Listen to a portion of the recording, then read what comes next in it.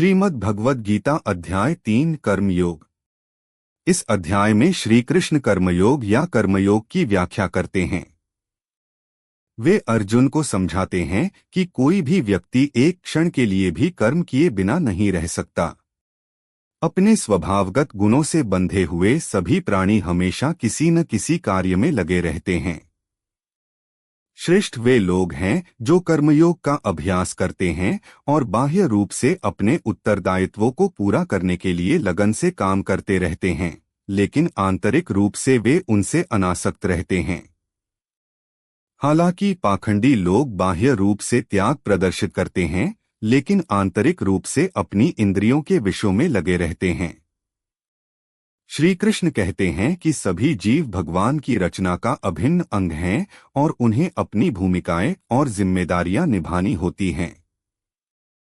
वेदों में स्वर्ग के देवताओं को प्रसन्न करने के लिए यज्ञ करने का निर्देश दिया गया है, जो बदले में भौतिक लाभ प्रदान करते हैं। इन यज्ञों से वर्षा होती है, जो पृथ्वी पर जीवन के निर्वाह के लिए खाद्यान्न उत्पादन में सहायता करती है। जो लोग केवल अपनी इंद्रियों के सुख के लिए जीते हैं और इस चक्र में अपनी जिम्मेदारी स्वीकार नहीं करते हैं, वे पापी हैं और व्यर्थ जी रहे हैं।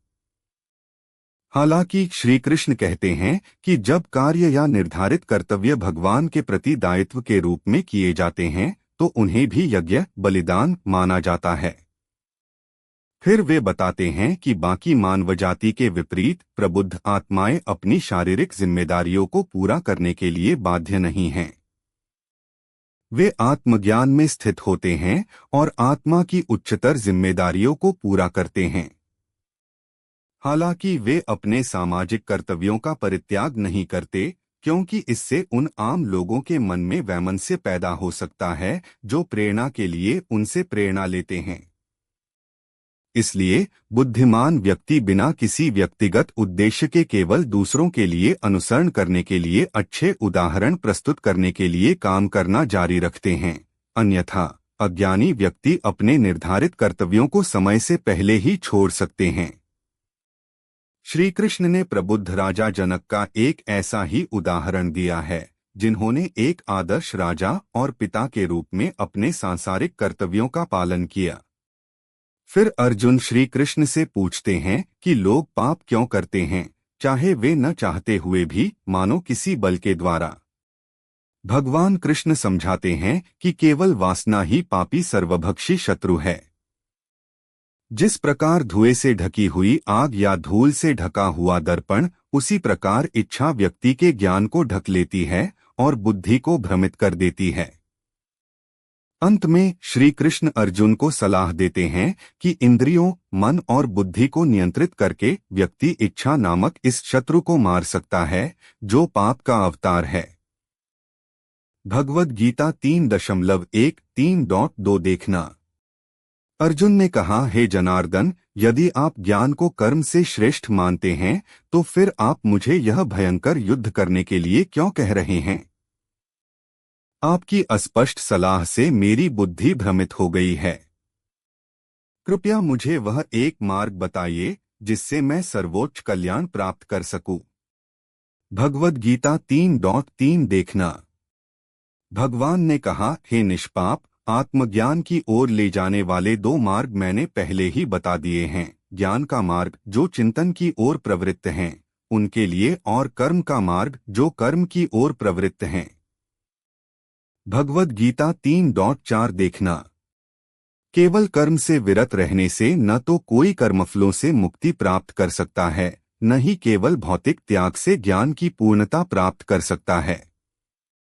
भगवद गीता 3.5 देखना।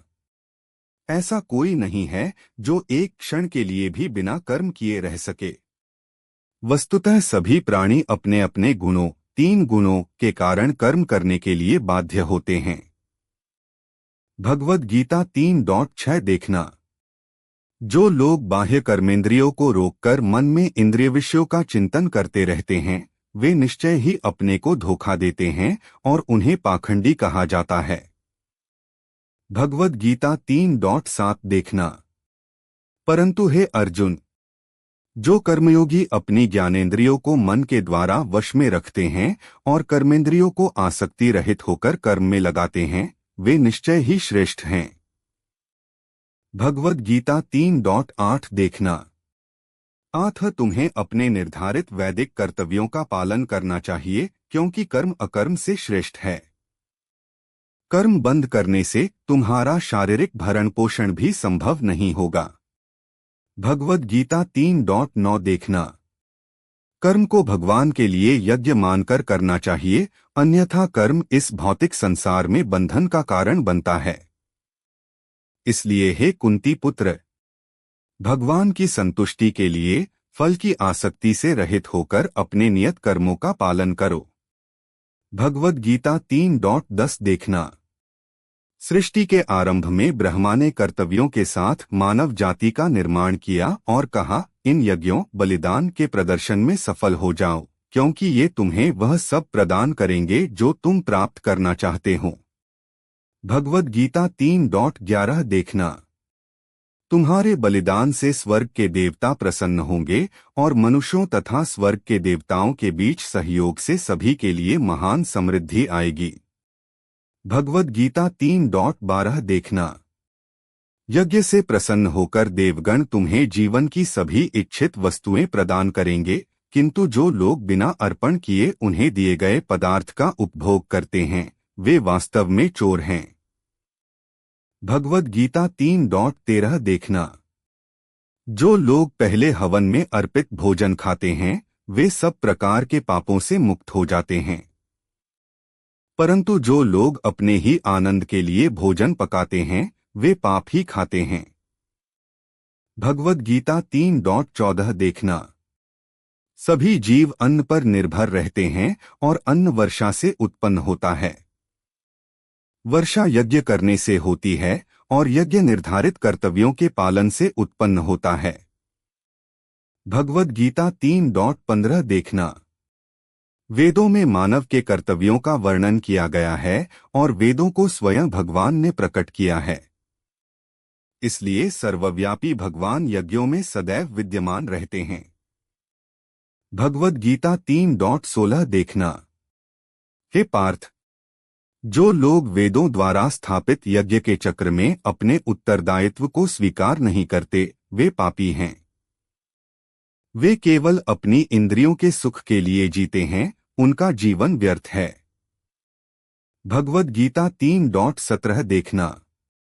परंतु जो लोग आत्मा में ही आनंदित रहते हैं, जो आत्मा में ही प्रकाशित और पूर्णतया संतुष्ट हैं, उनके लिए कोई कर्तव्य नहीं है। भगवद गीता 3.18 देखना। ऐसे आत्म साक्षात्कार प्राप्त आत्माओं को अपने कर्तव्यों का निर्वहन करने या उनका त्याग करने में न तो कुछ लाभ होता है और न ही कुछ हानि। नहीं उन्हें अपने स्वार्थ की पूर्ति के लिए अन्य जीवों पर निर्भर रहने की आवश्यकता होती है। भगवद गीता 3.19 देखना। अतएव आसक्ति का त्याग करके कर्तव्य समझकर कर्म करो, क्योंकि फल की आसक्ति किए बिना कर्म करने से मनुष्य परब्रह्म को प्राप्त होता है। भगवद गीता 3.20 3.21 देखना। राजा जनक आदि ने अपने निर्धारित कर्तव्यों का पालन करके सिद्धि प्राप्त की। आपको भी अपने कर्तव्यों का पालन करके संसार के कल्याण के लिए आदर्श प्रस्तुत करना चाहिए। महान व्यक्ति जो कार्य करते हैं, सामान्य लोग उनका अनुसरण करते हैं। वे जो आदर्श स्थापित करते हैं, उनका अनुसरण सारा संसार करता है।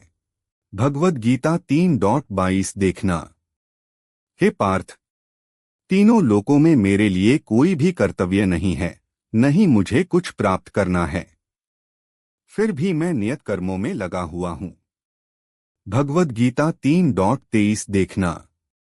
हे पार्थ, यदि मैं सावधानी पूर्वक अपने नियत कर्मों का पालन न करूं तो सभी मनुष्य सब प्रकार से मेरे ही मार्ग का अनुसरण करेंगे। भगवद गीता 3.24 देखना। यदि मैं नियत कर्म करना छोड़ दूं तो ये सभी लोग नष्ट हो जाएंगे। मैं उस कोलाहल के लिए जिम्मेदार होऊंगा और इस प्रकार मानव जाति की शांति नष्ट हो जाएगी। भगवद गीता 3.25 देखना। हे भारतवंशी, जिस प्रकार अज्ञानी लोग फल की आसक्ति के साथ अपने कर्तव्यों का पालन करते हैं, उसी प्रकार बुद्धिमानों को भी लोगों को सही मार्ग पर लाने के लिए आसक्ति रहित होकर कर्म करना चाहिए। भगवद गीता 3.26 देखना। बुद्धिमानों को चाहिए कि वे सकाम कर्मों में आसक्त अज्ञानी लोगों को कर्म करने से रोककर उनकी बुद्धि में विभेद उत्पन्न न करें, अपितु उन्हें अपने कर्तव्यों का ज्ञानपूर्वक पालन करते हुए अज्ञानी लोगों को भी अपने नियत कर्तव्यों का पालन करने के लिए प्रेरित करें। भगवद गीता 3.27 देखना। सभी कार्य प्रकृति के 3 गुणों द्वारा संपन्न होते हैं, किंतु अज्ञानतावश शरीर के साथ मिथ्या तादात्म्य से भ्रमित आत्मा स्वयं को कर्ता समझती है। भगवद गीता 3.28 देखना। हे महाबाहु अर्जुन, ज्ञानी पुरुष आत्मा को गुणों और कर्मों से पृथक पहचानते हैं। वे जानते हैं कि केवल गुण ही इंद्रिया, मन आदि के रूप में गुणों के बीच ज्ञान के विषयों के रूप में विचरण करते हैं, इसलिए वे उनमें नहीं फंसते। भगवद गीता 3.29 देखना। जो लोग गुणों के प्रभाव से मोहित हो जाते हैं, वे अपने कर्मों के परिणामों में आसक्त हो जाते हैं, किंतु जो बुद्धिमान इन सत्यों को समझते हैं, उन्हें ऐसे अज्ञानी लोगों को विचलित नहीं करना चाहिए जो बहुत कम जानते हैं। भगवद गीता 3.30 देखना। समस्त कर्मों को मुझको अर्पण करके मुझ परमेश्वर का निरंतर ध्यान करो। कामना और स्वार्थ से मुक्त हो जाओ तथा मानसिक शोक को दूर करके युद्ध करो। भगवद गीता 3.31 देखना। जो लोग मेरी इन शिक्षाओं का पालन अत्यंत श्रद्धा और ईर्ष्या से मुक्त होकर करते हैं, वे कर्म के बंधन से मुक्त हो जाते हैं। भगवद गीता 3.32 देखना। परंतु जो लोग मेरे उपदेशों में दोष ढूंढते हैं, वे ज्ञानहीन और विवेकशून्य होकर इन सिद्धांतों की अवहेलना करते हैं और अपना ही नाश करते हैं। भगवद गीता 3.33 देखना। बुद्धिमान लोग भी अपने स्वभाव के अनुसार कार्य करते हैं, क्योंकि सभी जीव अपनी स्वाभाविक प्रवृत्तियों से प्रेरित होते हैं। दमन से क्या लाभ होगा? भगवद गीता 3.34 देखना। इंद्रियां स्वभावतः ही इंद्रिय विषयों के प्रति आसक्ति और द्वेष का अनुभव करती हैं, किंतु उनके द्वारा वश में नहीं होती, क्योंकि वे मार्ग विधाता और शत्रु हैं। भगवद गीता 3.35 देखना। अपने स्वाभाविक कर्तव्य का पालन करना, भले ही उसमें दोष भी हो, किसी दूसरे के कर्तव्य का पालन करने से कहीं बेहतर है, भले ही वह कर्तव्य कितना भी अच्छा क्यों न हो। वास्तव में अपने कर्तव्य का पालन करते हुए मर जाना किसी दूसरे के मार्ग पर चलने से बेहतर है, जो कि खतरों से भरा है। भगवद गीता 3.36 देखना। अर्जुन ने पूछा, हे वृष्णिवंशी, मनुष्य अनिच्छा से भी पाप कर्म करने के लिए क्यों प्रेरित होता है, मानो बलपूर्वक? भगवद गीता 3.37 देखना। भगवान ने कहा, यह काम ही है जो रजोगुण के संपर्क से उत्पन्न होता है और बाद में क्रोध में परिणत हो जाता है। इसे संसार में पापी सर्वभक्षी शत्रु जानो। भगवद गीता 3.38 देखना। जैसे अग्नि धुएं से ढक जाती है, दर्पण धूल से ढक जाता है तथा भ्रूण गर्भ से छिप जाता है, उसी प्रकार मनुष्य का ज्ञान भी कामना से ढक जाता है। भगवद गीता 3.39 देखना। हे कुंती पुत्र, इस अतृप्त कामना रूपी नित्य शत्रु द्वारा, जो कभी तृप्त नहीं होती तथा अग्नि के समान जलती रहती है, अत्यंत बुद्धिमान व्यक्ति का भी ज्ञान ढक जाता है। भगवद गीता 3.40 देखना। इंद्रिया, मन और बुद्धि को कामनाओं का प्रजनन स्थल कहा गया है। इनके माध्यम से यह मनुष्य के ज्ञान को धुंधला कर देती है और देहधारी आत्मा को भ्रमित कर देती है। भगवद गीता 3.41 देखना। आठ हे भरत श्रेष्ठ, प्रारंभ में ही इंद्रियों को वश में करो और इस कामरूपी शत्रु का वध करो जो पाप का स्वरूप है तथा ज्ञान